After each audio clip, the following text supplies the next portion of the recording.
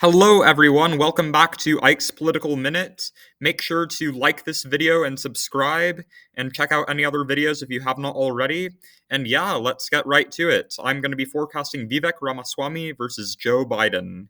And I think that Vivek could be honestly one of the strongest candidates the Republicans could put up against Joe Biden. I mean, he doesn't piss off the Trump base at all.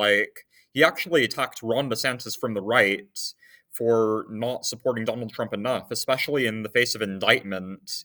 And also, on top of that, I mean, he's a millennial. He's one of the youngest, most telegenic people the Republicans can put up. He's super charismatic, and I think that he could have that sort of Glenn Youngkin effect where he seems much more personable, much more ready to get people on his side. And for that reason, I think that he really could be a very strong contender. So, yeah, let's get to it. I think that I'm going to fill out the safe states for Biden first. I think the West Coast he would win handily, along with Hawaii. I think he would win Illinois as well.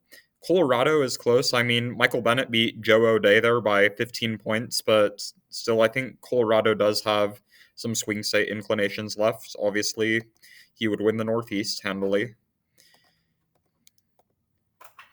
Maybe it could be in play later on, like Connecticut and Rhode Island, just not right now, and Maine's first congressional district in Washington, D.C.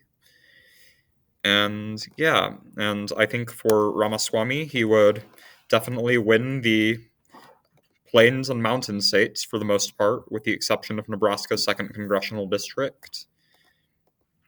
Texas, I think Ramaswamy could do very well in the suburbs here and with young voters and appeal to certain demographics there, but I don't think that he could make it safe. Like, even Greg Abbott wasn't able to beat relatively unpopular Beto O'Rourke there by more than 11 points, so I think it would be likely. And I think that Ramaswamy would lock down the South in his favor, with the notable exceptions of Georgia and North Carolina. And yeah, these are the safe states for both candidates. And I already filled out Texas as likely for Ramaswamy. I know Alaska is also safe for him. I think that he would also carry Ohio and Iowa by likely margins. Actually, Iowa by a safe margin, just because of how much that has moved in that direction. And I think that because of the charismatic mannerism that he projects, and just that Nebraska second congressional district is generally a Republican favorable area, I think Ramaswamy can win that back narrowly by a lean margin, even though Biden did win it back in 2020. Indiana would also obviously be safe for him. And I mean, also for that, the same reason that he would do well in Texas, I think he would do well in Florida. He definitely has that Ron DeSantis type appeal and could appeal to young and minority voters. I don't think that Florida would be safe. I mean, just Trump only won it by a little over 3 points in 2020, so it's just not too realistic to imagine it would be safe for him, but I think it would be likely. I think that Ramaswamy would win Georgia by a likely margin and Arizona by a lean margin.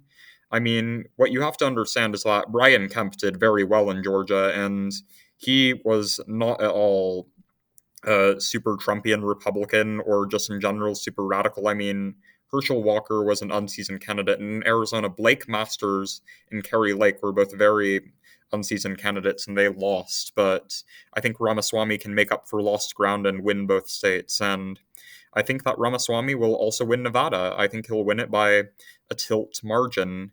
I mean, Joe Lombardo won Nevada by a tilt margin, and he did it just by talking about issues that appealed to everyday Nevadans. I think that Adam Laxalt was too extreme, and also, I mean, he was kind of a career politician. He was the attorney general and ran against Sisolak in 2018, but I think that Ramaswamy can project kind of that new face to Nevadans that they like with the whole anti-establishment candidates, and for the same reason that people like a more libertarian new face or an outsider candidate. I think he would win New Hampshire. I think it would be narrow, like by a lean margin, but I think he could definitely do it, having the appeal to the kind of Chris Sununu voter, not super radical like Don Bolduc. I think he would win North Carolina by a lean margin just because the state has, in general, been a historic swing state, and I just don't see how generally it would move too far to the right anytime soon, even with Ramaswamy's appeal.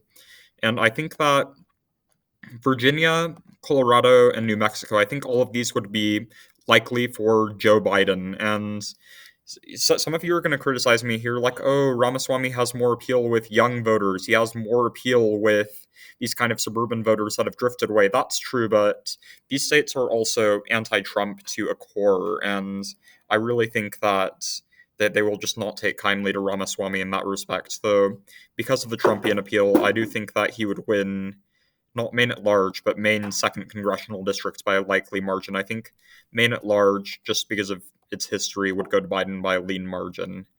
And I think Ramaswamy could make Minnesota very narrow because what you have to understand, and this is according to Tufts University, is that voter turnout for the youth vote, which is defined as ages 18 to 44, is the highest in Minnesota.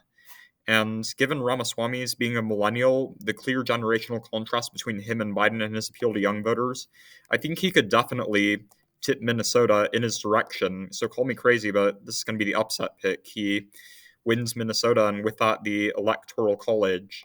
I do think, however, that Joe Biden will win Michigan. I think that just in general, the fact that the Democrats have won a trifecta there will be enough to help them cement laws that protects them and keep them in the White House. And also, I think that Joe Biden will win Pennsylvania. I think just his appeal there and his roots coming from Scranton will make his lead very difficult for Ramaswamy to overcome in that state.